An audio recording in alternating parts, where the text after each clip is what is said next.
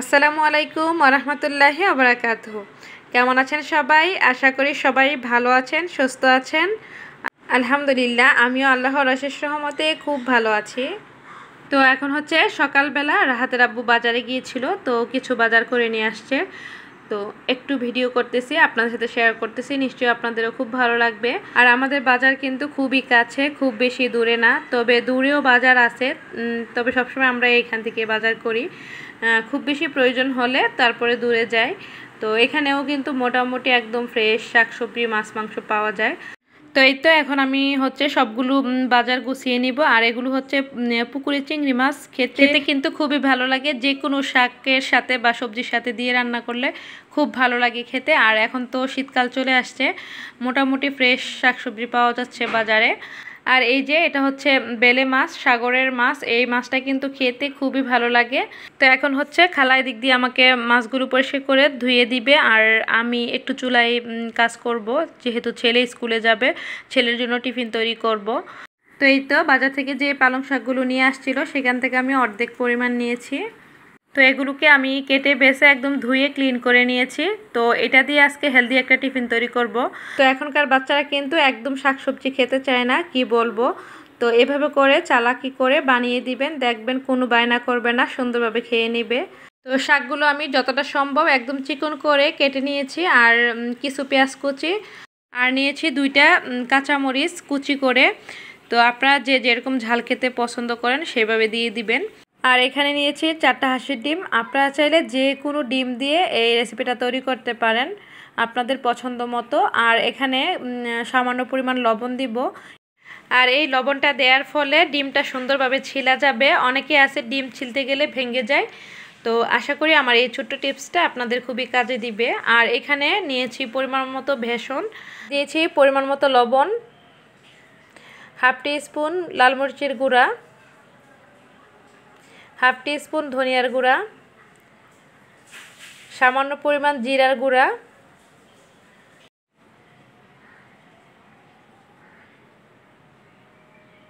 এক টিস্পুন রসুন পেস্ট,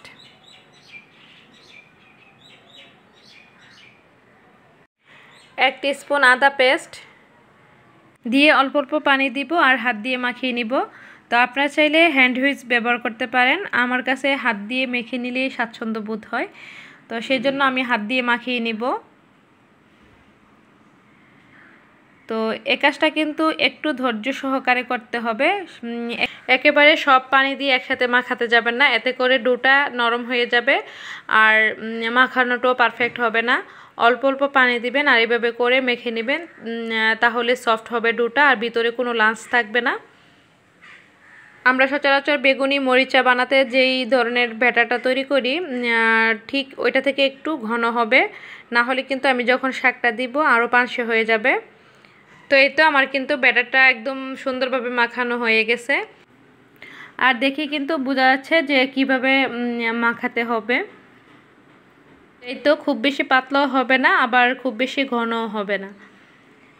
এখন হচ্ছে সবগুলো শাক আমি দিয়ে দিব, আর শাকগুলো কিন্তু যতটা সম্ভব একদম চিকন করে কাটবেন। আর এখন দিয়ে দিব কিছু পেঁয়াজ কুচি। আপনারা চাইলে কিন্তু এই রেসিপিটা যে কোনো শাক দিয়ে করতে পারবেন। দিব কিছু কাঁচামরিচ কুচিয়ে, দিয়ে একটু হাত দিয়ে ভালোভাবে মাখিয়ে নিব। আর এতক্ষণ যারা আমার ভিডিওটি দেখছেন এখন পর্যন্ত একটি লাইক দিতে ভুলে গেছেন, প্লিজ একটি লাইক দিয়ে দিবেন। আর আমি কিন্তু সবসময় আমার চ্যানেলে ঘরোয়া রান্নাবান্নার ভিডিও দিয়ে থাকি, তো আপনাদের যদি খুব বেশি ভালো লাগে, আপনারা যদি তাতে আগ্রহী হয়ে থাকেন, চাইলে কিন্তু আমার চ্যানেলটাকে সাবস্ক্রাইব করে রাখতে পারেন। আর যারা আমার পুরনো বন্ধু আছে অলরেডি এই কাজটা করে দিয়েছেন, তাদেরকে অসংখ্য ধন্যবাদ। তো এই তো কথা বলতে বলতে কিন্তু সুন্দরভাবে শাকগুলো মাখানো হয়ে গেছে। তো এই সাইড দিয়ে আমি এখন ডিমগুলো কেটে নিব। আর এই যে ডিমগুলো কিন্তু সুন্দরভাবে ছিলে নিয়েছি। এভাবে করে লবণ দিয়ে যখন বয়েল করবেন ডিমগুলো, দেখবেন খোসার মধ্যে একটু লেগে থাকবে না আর সুন্দরভাবে ছিলা যাবে। এখন আমি মাঝখান দিয়ে কেটে নিব, আপনারা চাইলে 4 ভাগ করতে পারেন, তো আমি 2 ভাগ করে নিচ্ছি। আবার কেউ চাইলে আস্তেও রাখতে পারেন, যার যার পছন্দ মতো। তো এই তো আমি সুন্দরভাবে কেটে নিয়েছি সবগুলো এক সাইজ করে।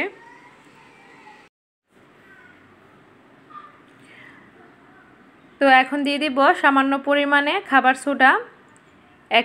তবে আপনারা যদি কেউ পছন্দ না করেন তাহলে স্কিপ করতে পারেন। তবে এই সোডাটা দিলে সুন্দর একটু ফ্লাফি হয়, খেতেও ভালো লাগে চপটা, তো সেই জন্য দিয়ে নিলাম।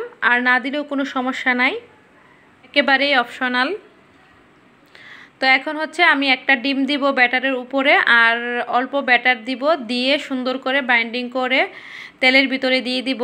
আর এপাশ দিয়ে আমি বড় সাইজের একটা কড়াই বসিয়ে দিয়েছি। তো এখানে পরিমাণ মতো তেল দিয়েছি, তেলটাও কিন্তু ভালোভাবে গরম হয়ে গেছে। এখন হচ্ছে একটা একটা করে চপ আমি উপর থেকে দিয়ে দিব। আর এ পর্যায়ে কিন্তু চুলার আঁচ থাকবে একদম মিডিয়াম টু লো হিটে, না হলে কিন্তু চপগুলো পুড়ে যাবে, খেতে ভালো লাগবে না, ভেতর থেকে কাঁচা রয়ে যাবে।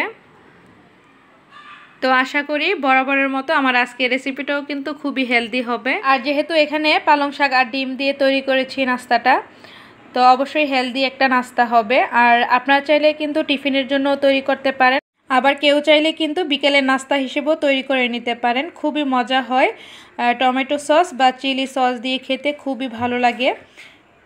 তো এই তো কথা বলতে বলতে সুন্দরভাবে কিন্তু এক পাশ ভাজা হয়ে গেছে, আমি এখন অন্য পাশ উল্টিয়ে দিব। তো এই চপটা কিন্তু খেতে ভীষণ মজা হয়। এখন তো শীতকাল, পালং শাক কিন্তু অ্যাভেলেবেল বাজারে পাওয়া যাচ্ছে। তো আজকে কিন্তু আমি এই চপটা পালং শাক দিয়ে তৈরি করেছি, আপনারা চাইলে কিন্তু যে কোনো শাক দিয়ে তৈরি করে নিতে পারবেন। তো আমি যেই প্রসেসে তৈরি করেছি সেম একই প্রসেসে তৈরি করলেই হবে। তো এই তো চুলার আঁচটা কিন্তু মিডিয়াম টু লো হিটে রেখে আমি সবগুলো চপ সুন্দরভাবে ভেজে নিয়েছি। তো এই পর্যায়ে কিন্তু চপগুলো সুন্দরভাবে ভাজা হয়ে গেছে, ভিতরে কিন্তু একটুও কাঁচা নেই। তো এই পর্যায়ে আমি চুলা থেকে নামিয়ে নিব। অনেক সময় দেখা যায় হঠাৎ করে বাসায় গেস্ট চলে আসে, তো জাল নাস্তা হিসেবেও কিন্তু এই আইটেমটা তৈরি করে দেওয়া যাবে, খুবই অল্প সময় লাগে বানাতে। তো এই তো সবগুলো চপ আমার সুন্দরভাবে ভাজা হয়ে গেছে।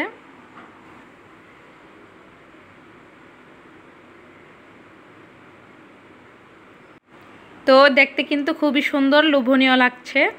তো এখন হচ্ছে বাজে 10টা। তো ছেলের জন্য কিছু টিফিনে দিয়ে দিব আর আমরা খেয়ে নিব। তো যে কোনো সসের সাথে খেতে কিন্তু খুবই ভালো লাগে। তো একটা চপ আমি ভেঙে দেখাচ্ছি।